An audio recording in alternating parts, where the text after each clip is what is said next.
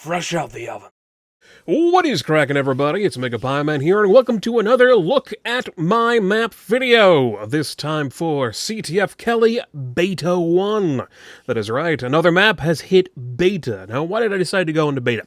Well, basically, the layout is pretty much concrete at this point. I haven't gotten a ton of feedback for adjusting the layout in a couple of map tests. So I think it's good. I'm happy with it. Players seem to be happy with it. So I'm moving forward from focusing on only the layout into focusing on helping to complete the map with, of course, detailing, which is a majority of what has changed for this version of the map. There have been other changes as well.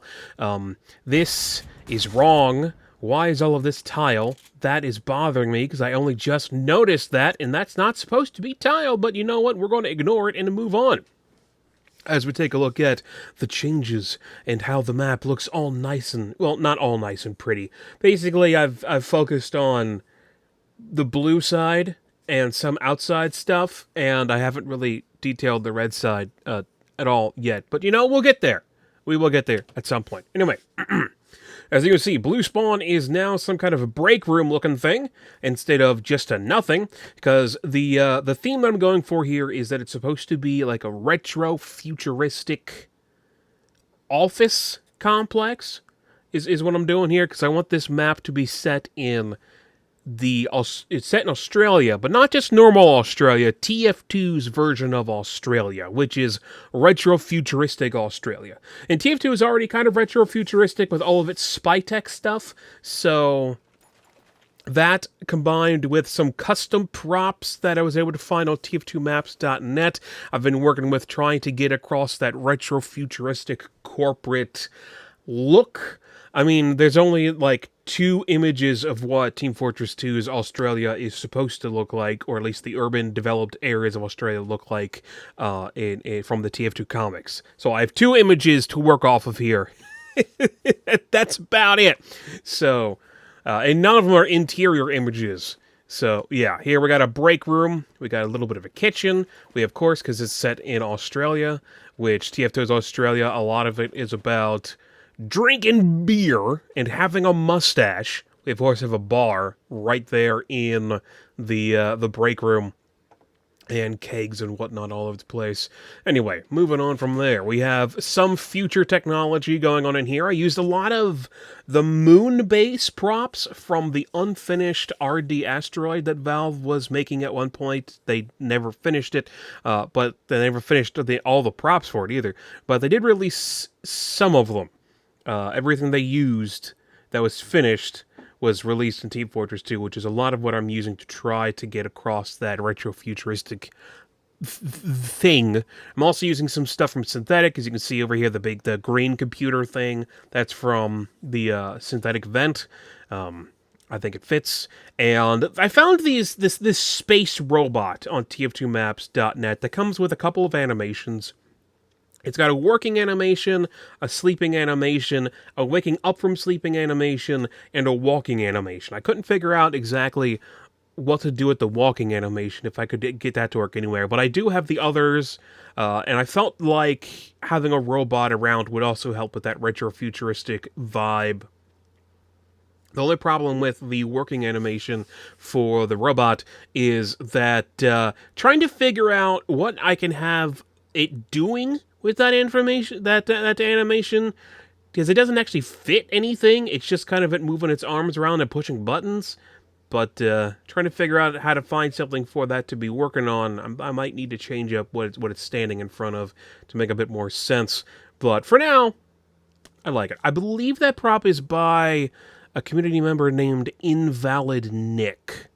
I may be incorrect about that, because I'm just remembering off the top of my head. But I believe that is who made it. If I go back to the bar here, you can see there's one behind the bar, who's sort of like the barman back there, selling you popsicles out of the freezer back there, as well as beverages. And I got a few more over here behind this window. I got a couple over here in these, like, thrown together recharge stations. That's a combination of a bunch of different props from the moon base. Now, they're all set to randomly change their animation from sleeping to waking up, looking around, and then going back to sleep. Can we get that to show off? Oh, there's one. The one on the right. There we go. Ha ha ha. And back to sleep now. Nice. I was able to actually show that off. Took a while to figure out how to get those animations to play the way I wanted them to work. But yeah, unfortunately, I couldn't figure out exactly what to do for having one like moving around.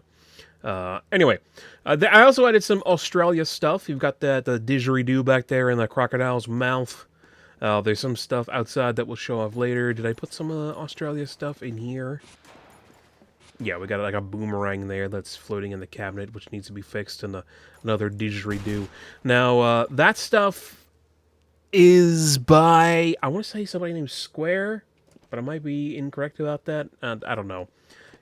Look it up on TF2 Maps. Why did that go through the... Okay, that went right on through the door. I didn't know that would do that. Look it up on tf2maps.net's download section. You can find all this stuff over there. They're all released to the public. Anyway, I'm trying to get that a little bit of an Australian look, you know? Because, I mean, it's Australia, but it's also, like, not Australia. So it's not going to look like what you think of Australia, of like the desert, the outback, and all that kind of stuff. Even though it's set in Australia, it doesn't look like that. So trying to be like, okay, this is still Australia, even though it doesn't look like it, is a very difficult thing to try to pull off. And the only way that I can really think of doing it is in subtle ways by adding in traditional Australia things subtly throughout the map, like boomerangs and didgeridoos and kangaroos and whatnot, you know? Just stereotypical Australia stuff peppered in here and there. I was also able to get the lighting on these curves to be nice. It took me a while to figure out how to do that using smooth groups and changing up the light map to be smaller. I believe I had to drop the light map down to 4 to get the lighting on these curves to work out the way that I wanted them to. But it looks nice, except for outside. Unfortunately, outside, if I go to no clip here, the curves on this building, which I've been showing off on Twitter a little bit. I really like the design of this building. I think I was able to get it to work pretty well for the retro futuristic vibe, but the shadows on the curves are just, I haven't been able to figure out how to get those to work yet. But all the other curves, like this one, and this one, and the other ones that I've shown, they work. So, I don't know. Maybe it's because there are displacements and the one outside isn't. But the one outside isn't because I need to show the top of it. And if I make a displacement out of it, that it won't show the top. I don't know. I'll have to figure something out. Maybe I'll need to try to get those turned into models or something later on. Speaking of some custom stuff for this map, well, not really custom stuff because it was released to the public, but some requests that I put up on tf2maps.net over the years. A community member by the name of Zeus, who has been working on a King of the Hill map called Nuke. They contacted me that they've been messing around with trying to learn texturing and modeling and that kind of stuff. And they've actually gone through some of the requests that I put up on tf2maps.net over the years for things to do that. And one of the things they did is they made more than one bathroom sign.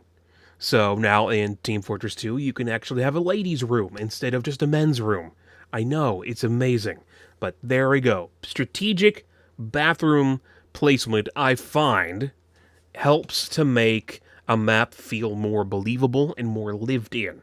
So, it's nice to have the options. Also, trying to get the reflections on this floor to work was a huge pain in the butt, because the way reflections work is like, you see here, there's a problem here. Like, the reflection goes there, and then it cuts off into that. That's where, like, this is one brush, this is another brush, and each brush gets different reflections. I need to fix this. But trying to get that to work was a huge pain. I changed the water down here. Previously, I was using water from Powerhouse, which I thought was a little bit too murky. I wanted it to be clearer, so I'm using the water from Well. I liked the water from Powerhouse because it had, like, a flow to its top, whereas Well does not, but you can see through it.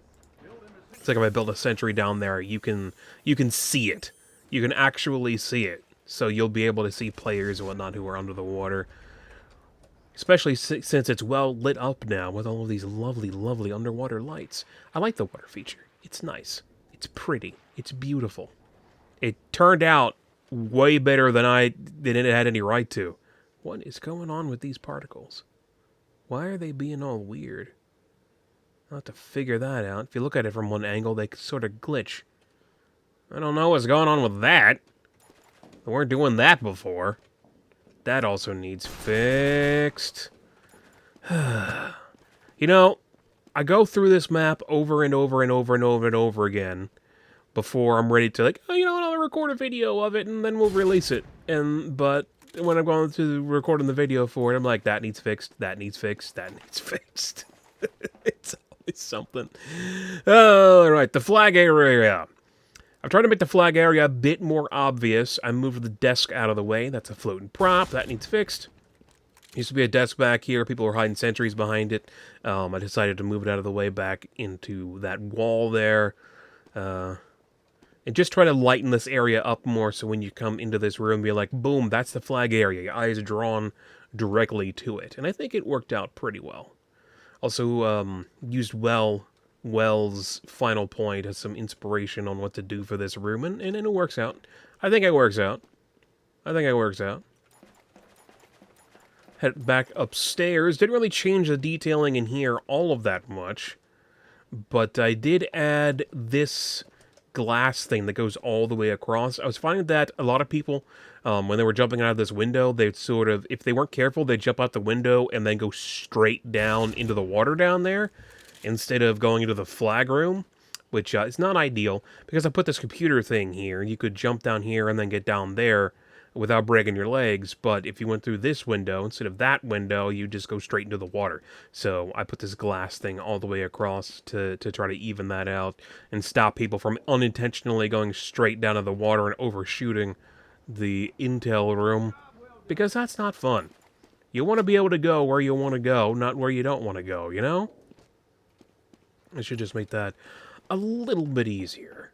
Told me I want to figure out what I wanted to do texture-wise in here as well, but I think this, like, plastic look with the concrete works out pretty well. Yeah. The only other real big thing that I did for detail-wise is this office in here, which I think turned out really nicely. I've got that cabinet in the back from Synthetic Event, which is actually just a retexture from the SFM beta files. So it should be fun for the contest. For supposedly you're not supposed to be able to use anything that wasn't released to the public for the contest. And while the retexture for that wasn't released to the public, the model is. And the only thing that the retexture really did was fix the cube maps. So I don't know if that technically wouldn't be allowed. I might have to actually talk to somebody about that. Now that I'm thinking about it. Oh, great. Anyway, the office looks nice. Heading outside, we're going back to more dev textures, because I haven't really done anything over here. But over here, I did some concrete wind tile stuff out here in the main courtyard area.